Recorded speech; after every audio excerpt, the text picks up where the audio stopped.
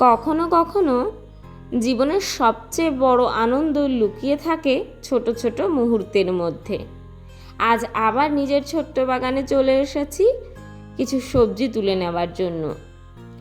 গাছের কাছে এলেই যেন মনটা অন্যরকম শান্তি অনুভব করে।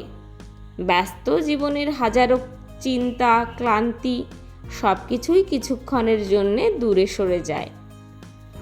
এই যে নিজের হাতে লাগানো গাছ থেকে একটা একটা করে বেগুন তুলছি, এর টাটকা গন্ধ নিচ্ছি, এগুলি শুধু সবজি নয়, এর সঙ্গে জড়িয়ে আছে অনেক ভালোবাসা, অনেক অপেক্ষা।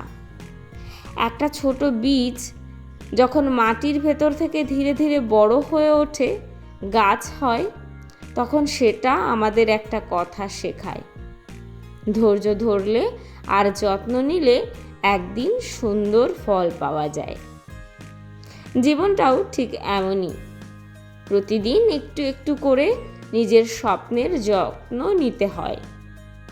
হয়তো আজ সব কিছু আমাদের মনের মতো হবে না, কিন্তু চেষ্টা আর ভালোবাসা থাকলে একদিন সেই ছোট ছোট স্বপ্নগুলোই বড় হয়ে উঠবে।